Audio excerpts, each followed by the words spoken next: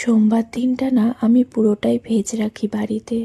ওই যে ভোলে বাবা এনেছি সেই দিন থেকেই শুরু করেছি। তবে আগে কিন্তু আমাদের একটা দিনও ভেজ ছিল না। আমার বেশ ভালো লাগে সকালে উঠে পুজো করে একদম গ্যাস মুছে সমস্ত ধোয়া বাসনে ভেজ রান্না করতে।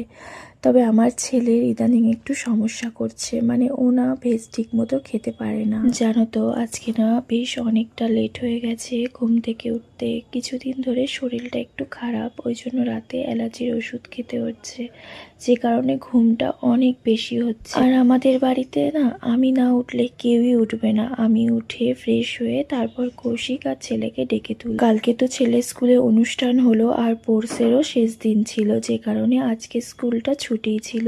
কিন্তু কৌশিকের আজকে অফিসে ট্রেনিং রয়েছে, তো ওর একটু সকাল সকাল বেরোতে হবে। যে কারণে আমি ঘুম থেকে উঠে বাসি জামা কাপড় চেঞ্জ করে বাসি ঘরটা একটু ঝাড় দিয়ে রান্না বসিয়ে দিয়েছিলাম। একদিকে রান্না হচ্ছে আর আমি একদিকে ঘর মুছছি, আর যা বাদ বাকি কাজ ছিল সেগুলো করছি। জানো তো তাও কিন্তু কৌশিক আজকে অফিসে খেয়ে যেতেই পারেনি, ও না খেয়ে চলে গেছিল।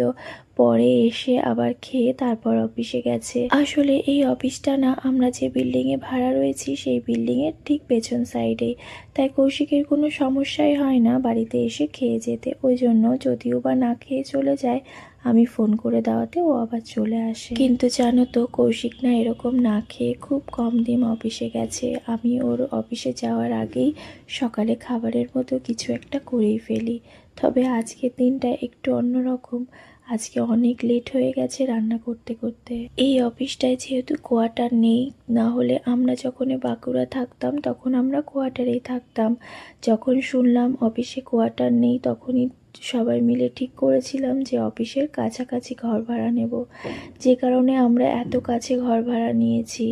আসলে আমি তো বাড়িতে একা থাকি, কোনো রকম অসুবিধা হলে কৌশিক যাতে ফোন করলেই চলে আসতে পারে, এই জন্যই এত কাছাকাছি ঘর নেওয়া। আমার রান্না শেষ হতে হতে কৌশিককে ফোন করে দিয়েছিলাম, ও চলে এসছে। আমি ভাত বাড়তে বাড়তে তো তারপরে এই তো দুজনা মিলে খেয়ে নিলাম, আর ছেলেকে তো কিছুক্ষণ আগেই দিয়েছিলাম খেতে। কৌশিকের খাওয়া হয়ে জানো তো ও না আজকে স্নানও করতে পারেনি, ওরকম খেয়ে দিয়েই অফিসে চলে গেছে।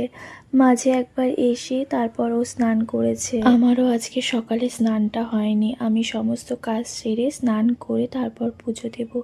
ছেলেকে আগেই স্নান করিয়ে তারপর ভাত খাইয়েছি, খাওয়ার পরে ওকে একটু ফল কেটে দিচ্ছি, আর আমিও বাঁধাকপি করে নিলাম। সকালবেলা ডাল, একটা ভাজা আর আলু বেগুন সেদ্ধ দিয়ে খাওয়া হয়েছে। আজকে যেহেতু মাছ মাংসের কোনো ঝামেলাই নেই, তাই নিরামিষ রান্না তো অনেক তাড়াতাড়ি হয়ে গেছে।